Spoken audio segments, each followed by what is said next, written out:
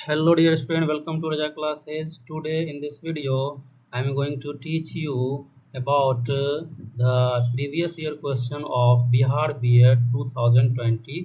Okay, तो इस video में बिहार B.Ed 2020 का प्रीवियस ईयर क्वेश्चन का डिस्कस किया जाएगा। इससे पहले 2019 का क्वेश्चन ऑलरेडी अपलोड कर दिया गया है। अगर आप वो नहीं देखे हैं तो वो सबसे पहले ज़रूर देख लें, क्योंकि किसी भी एग्ज़ाम का प्रिपरेशन करने के लिए प्रीवियस ईयर क्वेश्चन बहुत ही ज़्यादा इम्पोर्टेंट होता है। बिकॉज कि प्रीवियस ईयर क्वेश्चन से हमें पता चलता है कि क्वेश्चन एग्ज़ाम में किस तरह पूछा जाता है। ओके, तो शुरू करते हैं।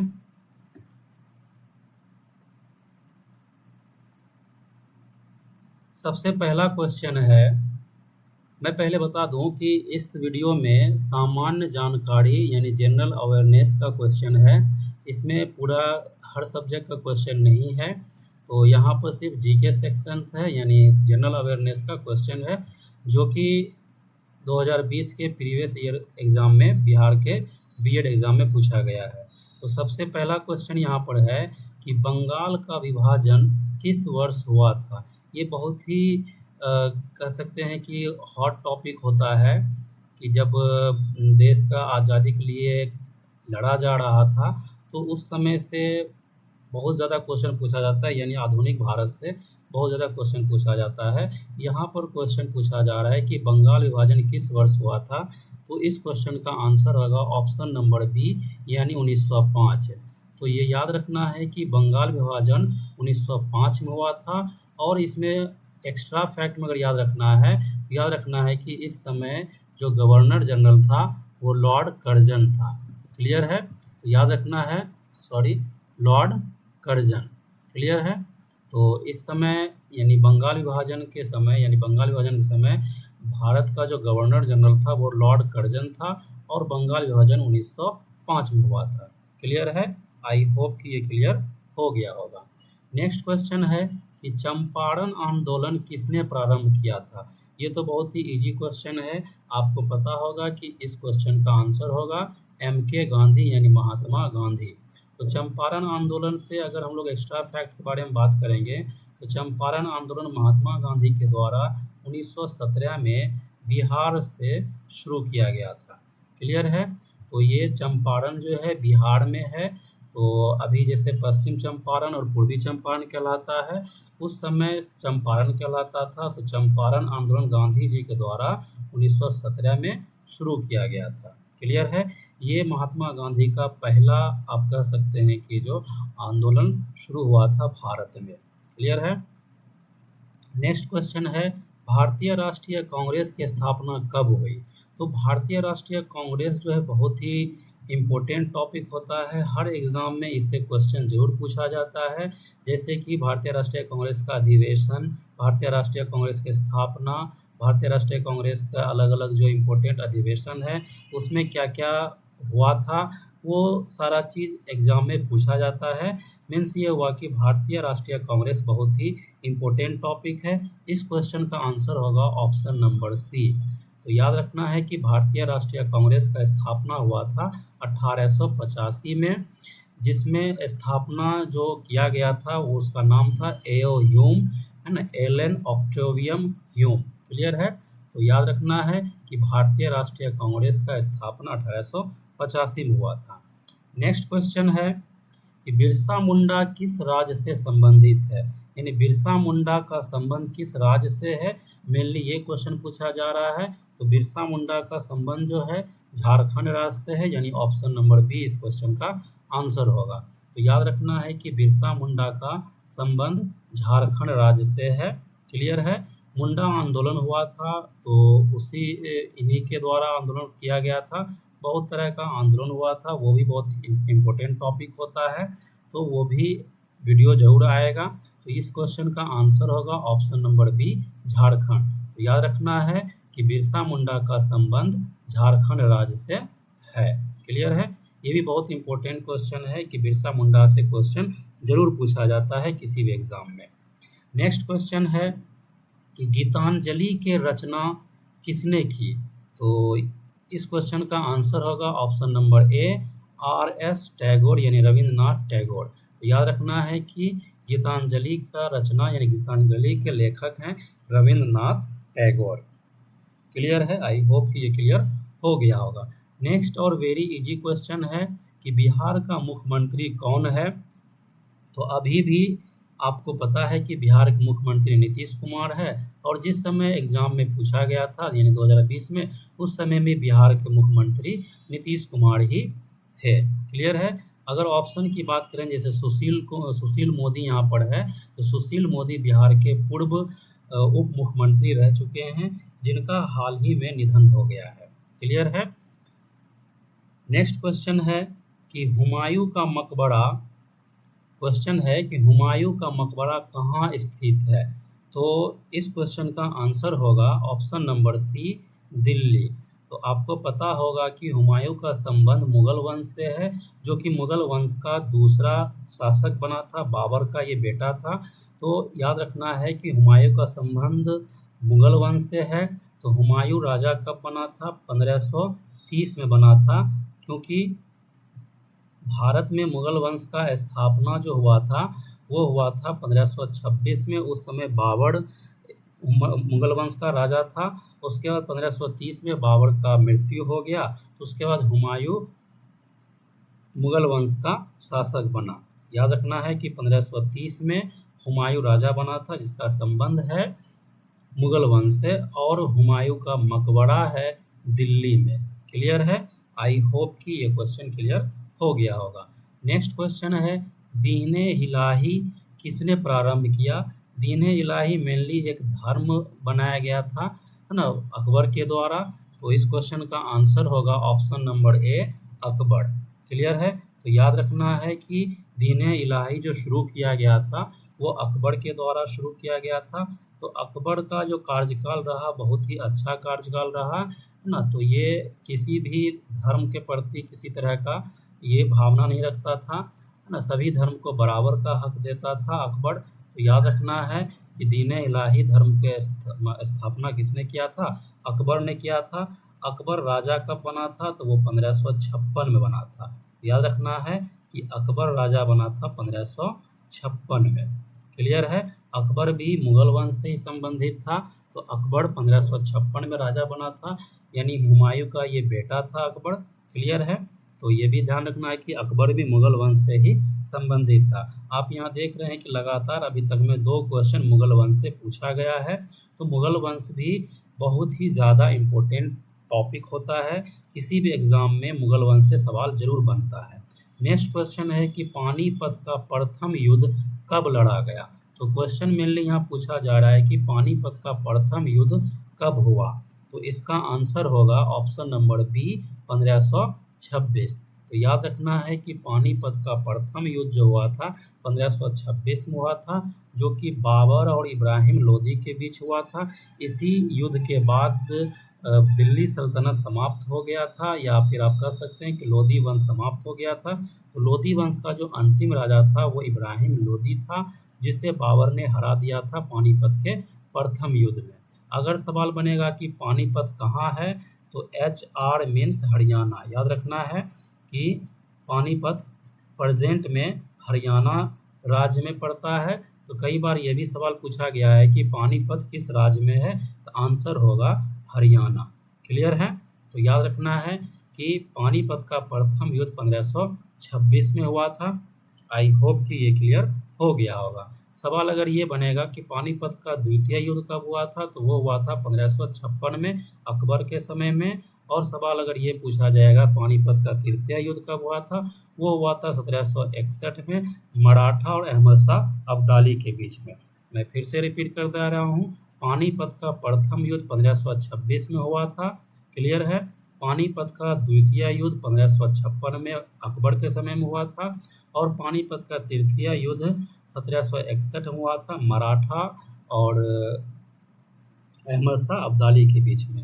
आई होप कि ये सभी क्लियर हो गया होगा। नेक्स्ट क्वेश्चन है कि हुमायूं नामा किसने लिखी है? क्वेश्चन यहाँ पर है कि हुमायूं नामा के लेखक कौन है? इसका आंसर होगा गुलबदन बेगम। तो ये भी मोस्ट इम्पोर्टेंट बुक है, कई बार एग्जाम में पूछा गया है कि हुमायूं नामा के लेखक कौन है, तो आंसर होगा गुलबदन बेगम। क्लियर है? आई होप कि यहाँ तक आपको क्लियर हो गया होगा। तो जितना भी क्वेश्चन इसमें बताया गया है, आप एक एनालाइज कर सकते हैं कि किस टॉपिक से मेनली क्वेश्चन आता है। जैसे अगर बंगाल विभाजन की बात करें तो बंगाल विभाजन में हो गया आधुनिक भारत से क्वेश्चन है ना।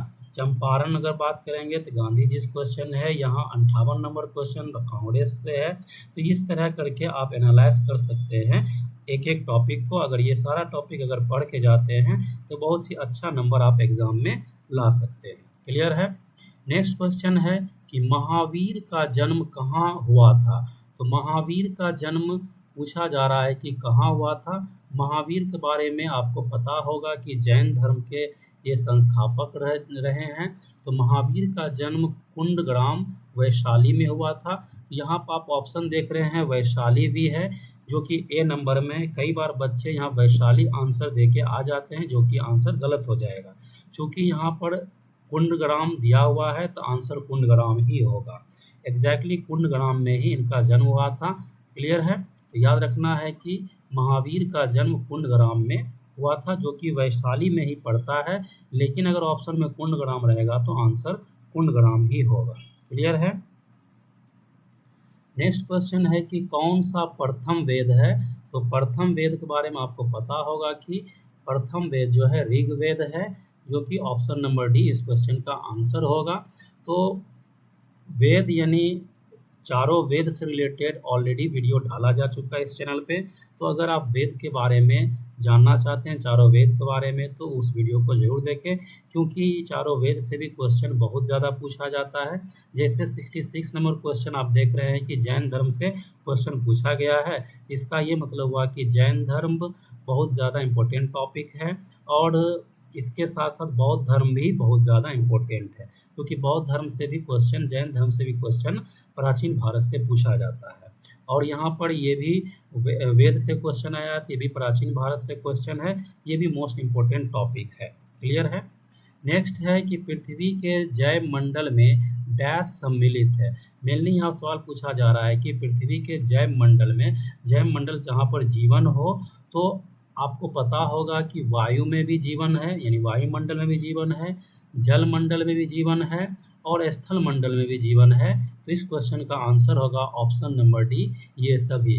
क्योंकि यहाँ पर क्या है कि पूछा जा रहा है पृथ्वी के जैव मंडल में क्या क्या सम्मिलित है। तो जैव मंडल यानी जहाँ पर जीवन संभव है, तो हम लोग जानते हैं कि जो वायु में भी जीवन है ना, और उसके बाद जल में भी जीवन है और स्थल में भी जीवन है। इसीलिए इस क्वेश्चन का आंसर होगा ऑप्शन नंबर डी, ये सभी। क्लियर है? आई होप कि ये क्लियर हो गया होगा। नेक्स्ट क्वेश्चन है पृथ्वी पर किस स्थान को डैश के सहयोग से दर्शाया जाता है। यहाँ पर मेनली पूछा जा रहा है पृथ्वी पर किसी स्थान को, यहाँ पर किसी होना चाहिए, तो ये ऑफिशियल क्वेश्चन है, आपको पता होना चाहिए। तो यहाँ पर थोड़ा सा मिस प्रिंट है, याद रखना है कि यहाँ पर होगा पृथ्वी पर किसी स्थान को डैश के सहयोग से दर्शाया जाता है। ये ज्योग्राफी से क्वेश्चन है। तो पृथ्वी पर किसी स्थान को दर्शाने के लिए जो हमें मदद मिलता है वो अक्षांश रेखा और देशांतर रेखा की मदद से हम लोग पृथ्वी पर किसी स्थान को लोकेट करते हैं। क्लियर है? तो इसलिए इस क्वेश्चन का आंसर होगा ऑप्शन नंबर सी, ए और बी दोनों। क्लियर है? नेक्स्ट क्वेश्चन है कि बिहार की राजधानी कौन है। ये बहुत ही इजी क्वेश्चन है ना। तो इसका आंसर होगा पटना, ऑप्शन नंबर सी। तो इस तरह आप देख रहे हैं कि कई बार क्या होता है कि एग्जाम में बहुत ही इजी क्वेश्चन पूछ दिया जाता है। तो ऐसा नहीं है कि इजी क्वेश्चन पूछता नहीं है, समटाइम्स इजी क्वेश्चन भी पूछा जाता है। ओके, नेक्स्ट क्वेश्चन है कि बिहार का राज्यपाल कौन है। तो उस समय यानी जब ये 2020 में एग्जाम हुआ था, उस समय बिहार का राज्यपाल फागू चौहान था। याद रखना है कि इस क्वेश्चन का आंसर 2020 के हिसाब से फागू चौहान होगा। लेकिन ये याद रखना उतना इम्पोर्टेंट नहीं है, क्योंकि ये 2020 में फागू चौहान था। तो अभी याद रखना है कि प्रेजेंट में कौन है। तो प्रेजेंट में है राजेंद्र अरलेकर। तो याद रखना है कि बिहार का राज्यपाल प्रेजेंट में राजेंद्र अरलेकर है। अब ये बिहार का राज्यपाल पूछा गया है, तो इसका मतलब हो गया कि किसी भी राज्य का राज्यपाल पूछा जा सकता है। तो आपको सभी राज्य का राज्यपाल याद रहना चाहिए। क्लियर है? नेक्स्ट क्वेश्चन है कि डॉक्टर बी आर अम्बेडकर का जन्म किस राज्य में हुआ था। यानी सवाल यहाँ पूछा जा रहा है कि डॉक्टर बी आर अम्बेडकर का जन्म किस राज्य में हुआ था। तो आपको पता होगा कि डॉक्टर बी आर अम्बेडकर का जन्म मध्य प्रदेश में हुआ था। इस क्वेश्चन का आंसर होगा ऑप्शन नंबर ए। क्लियर है? तो ध्यान रखना है कि डॉक्टर बी आर अम्बेडकर का जन्म हुआ था मध्य प्रदेश में, और डॉक्टर बी आर अम्बेडकर को संविधान का निर्माता कहा जाता है ना। तो डॉक्टर बी आर अम्बेडकर का संविधान बनाने में बहुत बड़ा योगदान है। तो ये याद रखना है कि डॉक्टर बी आर अम्बेडकर का जन्म मध्य प्रदेश राज्य में हुआ था। आई होप कि ये क्लियर हो गया होगा। नेक्स्ट क्वेश्चन है कि पंडित दीनदयाल उपाध्याय किस राजनीतिक दल से थे। यानी पूछा जा रहा है कि पंडित दीनदयाल उपाध्याय का संबंध किस राजनीतिक दल से था। तो आंसर होगा जनसंघ। तो याद रखना है कि पंडित दीनदयाल उपाध्याय का संबंध जो है जनसंघ दल से था। क्लियर है? जैसा कि आपको पता होगा कि मुगलसराय रेलवे स्टेशन का नाम पंडित दीनदयाल उपाध्याय रेलवे स्टेशन रखा गया है। तो ये भी याद रखना है, क्योंकि पंडित दीनदयाल उपाध्याय से क्वेश्चन पूछा गया है, तो इट में भी कि इससे रिलेटेड कोई भी सवाल पूछा जा सकता है। नेक्स्ट है कि अग्नि की उड़ान, इस बुक को कहा जाता है इंग्लिश में विंग्स ऑफ फायर। याद रखना है, इस बुक को इंग्लिश में कहा जाता है विंग्स ऑफ फायर, जो कि एपीजे अब्दुल कलाम का ऑटोबायोग्राफी है। ऑटोबायोग्राफी उस पुस्तक को कहा जाता है जो अपना बायोग्राफी जो व्यक्ति खुद से लिखते हैं तो उसे ऑटोबायोग्राफी कहा जाता है। तो याद रखना है अग्नि की उड़ान यानी wings of fire APJ Abdul Kalam का ऑटोबायोग्राफी बुक है। क्लियर है? नेक्स्ट क्वेश्चन है कि भारतीय संविधान का कौन सा अनुच्छेद राज्यों में राष्ट्रपति शासन लागू करता है। यानी पूछा जा रहा है कि किस अनुच्छेद के तहत राज्यों में यानी किसी भी राज्य में राष्ट्रपति शासन लागू होता है। इस क्वेश्चन का आंसर होगा ऑप्शन नंबर बी यानी अनुच्छेद 356। तो याद रखना है कि अनुच्छेद 356 के तहत किसी भी राज्य में राष्ट्रपति शासन लागू किया जाता है। और ये जो ऑप्शन देख रहे हैं अनुच्छेद 352, अनुच्छेद 352 के तहत पूरे देश में या देश के किसी भी भाग में इमरजेंसी लागू किया जाता है यानी आपातकाल लागू किया जाता है। तो याद रखना है कि 352 के तहत पूरे देश में आपातकाल लागू किया जाता है, और 356 के तहत किसी भी राज्य में राष्ट्रपति शासन लागू किया जाता है। एक और है अनुच्छेद 360। याद रखना है कि 360 भी ये आपातकाल से संबंधित है। तो 360 के तहत वित्तीय आपातकाल लगाया जाता है, जो कि भारत में कभी भी नहीं लगा है। क्लियर है? यानी ये आपातकाल तभी लगाया जाता है जब किसी भी देश में या फिर भारत में जब वित्तीय क्राइसिस आ जाएगा, है ना, फाइनेंशियल क्राइसिस आ जाएगा, तभी ये लगाया जाएगा। तो ऐसा भारत में कभी नहीं हुआ कि फाइनेंशियल क्राइसिस हो, इसीलिए 360 अनुच्छेद का प्रयोग कभी भी नहीं किया गया है। और यू कैन से कि 360 यानी वित्तीय आपातकाल भारत में कभी भी नहीं लगा है। लेकिन जो 352 के तहत जो है भारत में 3 बार आपातकाल लगाया जा चुका है। तो याद रखना है कि भारत में 352 के तहत 3 बार आपातकाल लगाया जा चुका है, और 356 तो कई बार इस्तेमाल किया जा चुका है, क्योंकि बहुत राज्य में राष्ट्रपति शासन लगा है। लेकिन इससे सवाल मेनली पूछा जाता है कि जो भारत के किस राज्य में पहली बार राष्ट्रपति शासन लगा था। आंसर होगा पंजाब। तो आई होप कि ये स्लाइड क्लियर हो गया होगा। अगर आप इसका स्क्रीनशॉट लेना चाहते हैं तो आप ले सकते हैं। नेक्स्ट क्वेश्चन है कि भारत के राष्ट्रपति कौन है। ये 2020 में क्वेश्चन पूछा गया, तो उस समय हिसाब से क्वेश्चन का आंसर होगा ऑप्शन नंबर बी, क्योंकि 2020 में भारत के राष्ट्रपति रामनाथ कोविंद थे। तो इस क्वेश्चन का आंसर होगा रामनाथ कोविंद। लेकिन प्रेजेंट में आपको पता होगा कि द्रौपदी मुर्मू अभी प्रेजेंट में भारत के राष्ट्रपति हैं। क्लियर है? तो राष्ट्रपति से सवाल किया गया है, तो राष्ट्रपति भी एक इम्पोर्टेंट टॉपिक हो जाता है। इसीलिए मैं आपको पहले बताया हूँ कि प्रीवियस ईयर क्वेश्चन से हमें पता चलता है कि किस टॉपिक से और किस तरह क्वेश्चन को पूछा जाता है। इसीलिए प्रीवियस ईयर क्वेश्चन बहुत ही ज़्यादा इम्पोर्टेंट होता है। नेक्स्ट क्वेश्चन है कि कौन सा उपकरण भूकंप मापन करता है। यहाँ पे सवाल पूछा जा रहा है कि किस उपकरण से भूकंप का मापन किया जाता है। तो इस क्वेश्चन का आंसर होगा ऑप्शन नंबर ए, सिस्मोग्राफ। तो याद रखना है कि सिस्मोग्राफ से भूकंप का मापन किया जाता है। नेक्स्ट क्वेश्चन है कि निम्नलिखित में पृथ्वी का सबसे बड़ा महासागर कौन सा है। तो इस क्वेश्चन का आंसर बहुत ही इजी है, प्रशांत महासागर। आपको पता होगा कि ये विश्व का सबसे बड़ा महासागर है। तो इस क्वेश्चन का आंसर होगा ऑप्शन नंबर ए, प्रशांत महासागर। नेक्स्ट क्वेश्चन है कि ओजोन परत क्षरण के लिए मुख्यतः जिम्मेदार गैस है। यानी सवाल पूछा जा रहा है कि ओजोन परत के क्षरण के लिए कौन सा गैस जिम्मेदार है मुख्यतः। यहाँ सवाल पूछा जा रहा है मुख्यतः कौन सा गैस जिम्मेदार है। आंसर होगा CFC, यानी ऑप्शन नंबर सी इस क्वेश्चन का आंसर होगा। CFC यानी क्लोरोफ्लोरोकार्बन। क्लियर है। तो नेक्स्ट क्वेश्चन है कि जकार्ता किस देश की राजधानी है। तो ये वेरी सिंपल आंसर है, इंडोनेशिया। याद रखना है कि इंडोनेशिया की राजधानी है जकार्ता, यानी ऑप्शन नंबर बी इस क्वेश्चन का आंसर होगा। क्लियर है। तो इस तरह अगर राजधानी पूछा गया है तो होता क्या है कि जो भी देश प्रेजेंट में न्यूज में रहता है उसी देश से रिलेटेड क्वेश्चन पूछा जाता है, क्योंकि जितना भी देश है सभी देश का कैपिटल याद रखना पॉसिबल नहीं होता है। इसीलिए आप कह सकते हैं कि जो देश न्यूज में रहता है उसी से सवाल मेनली पूछा जाता है। बाकी एशिया में जो भी मेन कंट्री है उससे सवाल पूछा जाता है राजधानी से रिलेटेड। क्लियर है। नेक्स्ट क्वेश्चन है कि भारत के पश्चिम में कौन सा समुद्र स्थित है। तो इस तरह अगर हम मैप बनाते हैं, छोटा सा मैप, तो ये पश्चिम दिशा है। तो इस तरफ जो है अरब सागर है और इस तरफ बंगाल की खाड़ी है। इसलिए इस क्वेश्चन का आंसर होगा ऑप्शन नंबर ए, अरब सागर। तो याद रखना है कि भारत के पश्चिम में अरब सागर समुद्र है, लेकिन भारत के पूरब में पूछा जाएगा तो वो बंगाल की खाड़ी है।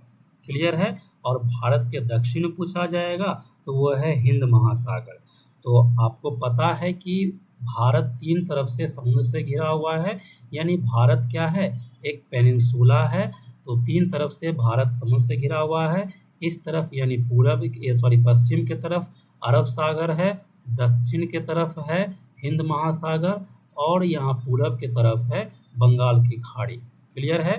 तो ये जो एक्स्ट्रा फैक्ट होता है वो भी हमें जानना जरूरी होता है, क्योंकि ये सवाल किसी भी तरह बन सकता है। क्लियर है।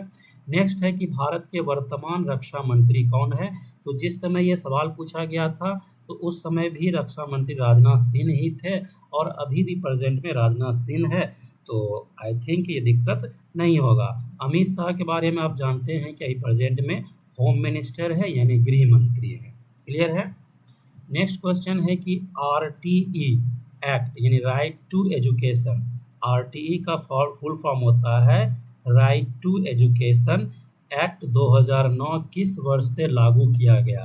यानी ये एक्ट जो 2009 में पारित हुआ था, लेकिन इसे लागू किया गया था 2010 में, यानी ऑप्शन नंबर बी इस क्वेश्चन का आंसर होगा।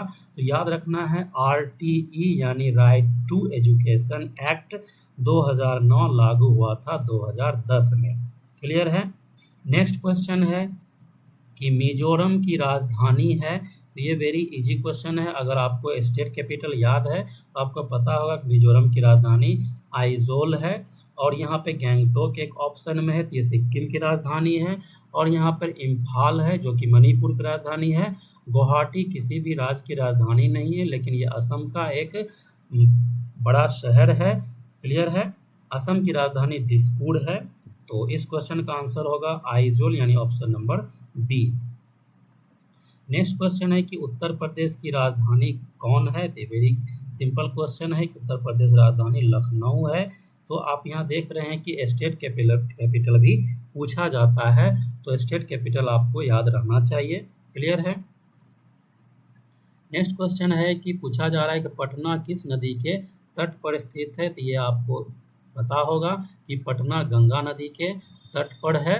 क्लियर है। तो इसलिए इस क्वेश्चन का आंसर होगा ऑप्शन नंबर बी। तो आप यहाँ पर कह सकते हैं कि जो एक टॉपिक हमें फिर मिल गया है कि शहर और उस से संबंधित नदी, या फिर कह सकते हैं नदी और उसके किनारे बसा हुआ शहर। ये बहुत इंपॉर्टेंट टॉपिक होता है, इससे भी कई बार एग्जाम में सवाल पूछा जा चुका है। नेक्स्ट है कि ताजमहल किस शहर में है, तो ये तो वेरी इजी क्वेश्चन है, ताजमहल आगरा में है। क्लियर है। नेक्स्ट क्वेश्चन है कि गुलाबी नगरी किसे कहते हैं, तो गुलाबी नगरी आपको पता होगा कि जयपुर को कहा जाता है। तो इस क्वेश्चन का आंसर होगा option number C, Jaipur. Clear है। तो ये हुआ कि जो भी शहर है उसका जो उपनाम है ना, तो उससे रिलेटेड ये क्वेश्चन है जो कि एक स्टैटिक जीके कहलाता है। तो ये भी इम्पोर्टेंट है। अगर गुलाबी शहर पूछा गया है तो इसी तरह और भी शहर को अलग अलग नामों से जाना जाता है, तो वो इम्पोर्टेंट टॉपिक हो जाता है। दूसरा है कि ताजमहल यहाँ पूछा गया है कि किस शहर में है, तो इस तरह जो भौगोलिक या ऐतिहासिक स्थल है उससे रिलेटेड ये क्वेश्चन है, तो ये भी एक स्टैटिक जीके है, तो ये इससे भी सवाल बनता है, तो ये भी एक इम्पोर्टेंट टॉपिक है। नेक्स्ट है कि दिल्ली के मुख्यमंत्री हैं, तो ये जिस समय सवाल पूछा गया था तो उस समय भी दिल्ली के मुख्यमंत्री अरविंद केजरीवाल ही थे और अभी भी प्रेजेंट में अरविंद केजरीवाल ही है। क्लियर है।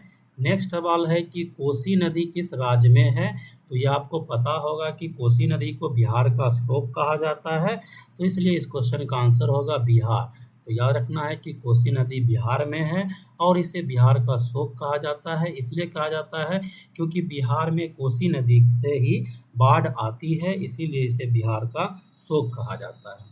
नेक्स्ट है कि नेपाल की राजधानी कौन सा है, ये भी वेरी सिंपल क्वेश्चन है। नेपाल की राजधानी है काठमांडू। तो याद रखना है इस क्वेश्चन का आंसर है option number A, Kathmandu. Clear है। नेक्स्ट क्वेश्चन है कि कंप्यूटर का जनक किसे कहा जाता है, तो ये भी बहुत इजी क्वेश्चन है, आंसर होगा चार्ल्स बेबेज। क्लियर है। ये कंप्यूटर से रिलेटेड सवाल पूछा गया है कि कंप्यूटर का जनक कौन है।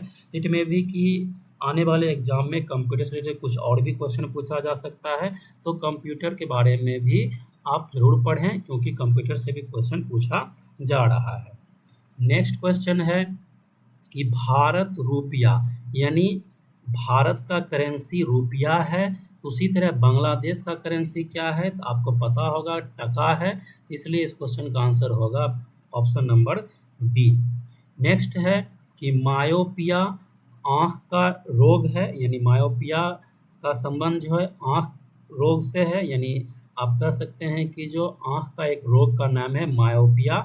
तो उसी तरह पूछा जा रहा है कि मेनिंजाइटिस शरीर के किस भाग का रोग है, तो इसका आंसर होगा ऑप्शन नंबर बी, मस्तिष्क। तो याद रखना है कि मेनिंजाइटिस मस्तिष्क का बीमारी है। क्लियर है। नेक्स्ट और लास्ट क्वेश्चन है कि कौन पृथ्वी का भाग है, तो आपको पता होगा कि वायुमंडल, जलमंडल और स्थल मंडल ये सभी क्या है, पृथ्वी का भाग है। तो आप देखे थे कि ये वायुमंडल, जलमंडल, स्थल मंडल से एक और क्वेश्चन था, लेकिन यहाँ पर थोड़ा क्वेश्चन को दूसरे ढंग से पूछा गया है ना। वहाँ पूछा गया था कि जैव क्षेत्र के बारे में और यहाँ पूछा गया है कि पृथ्वी का भाग है।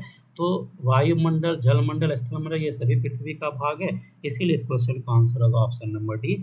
इसी के साथ ये वीडियो समाप्त होता है।